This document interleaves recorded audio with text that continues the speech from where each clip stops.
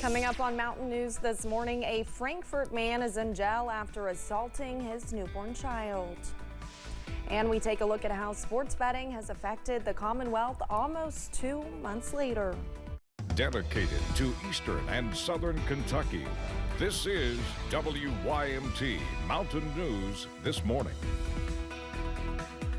Good morning, I'm Olivia Calfee. We are coming up on 5 a.m. on November 22nd. Now let's check in with Chief Forecaster Brandon Robinson for a look at your forecast this morning.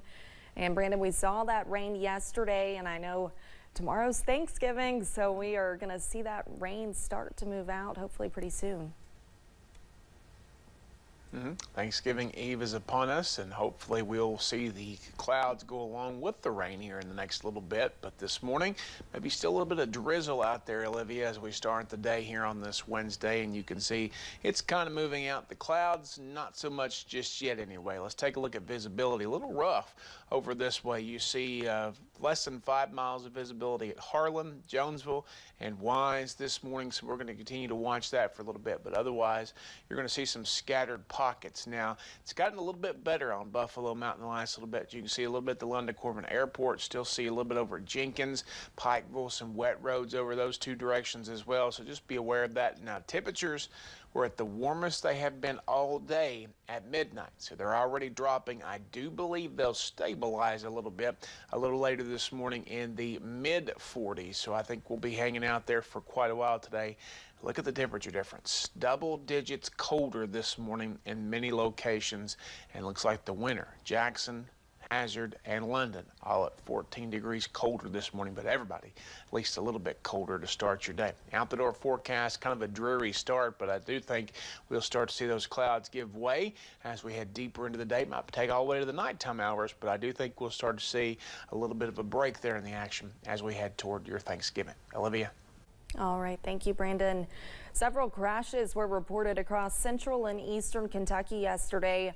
One woman from Tennessee died on I-75 in Rockcastle County. The Laurel County Sheriff's Office says at one point there were more than 8 traffic accidents in an hour in that county. Some people were hurt, and officials are asking drivers to be careful and slow down. State police arrested a Lawrence County man on sex-related charges. Jared Kelly was arrested on Old River Road in Louisa. Police say Kelly used Facebook and Facebook Messenger to solicit underage girls into sending explicit images of themselves. Kelly is being held at the Big Sandy Regional Detention Center. In Frankfort, police say a newborn was assaulted by her father, and the mother is also facing charges because police say she knew about it and did nothing to stop it. Police say Erin Fredrickson admitted to assaulting the baby to quiet her crying. The baby's mother, Helena Herbert, said Fredrickson tried to smother the baby.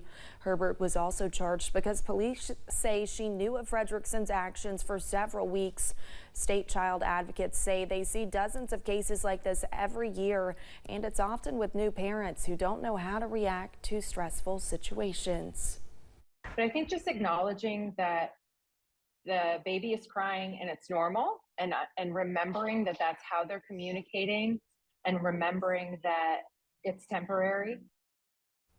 Police say the baby is being treated for potentially life-threatening injuries. Memories and memorials continue to flood in after former First Lady Rosalynn Carter's death. The humanitarian and community service-minded leader has been touted for her dedication to giving back. Some of that exemplified in a visit to the mountains in 1997 for Habitat for Humanity's Hammering in the Hills initiative. Kentucky's former First Lady Judy Patton remembers the visit fondly. Everybody was so nervous. Honey, she came in. She put everybody at ease. She pat him on the back. Come on, let's get to work, you know. That's her legacy, both of them. What they have done for mankind. Their love. Patton says the trip was a true look into the heart of the Carters.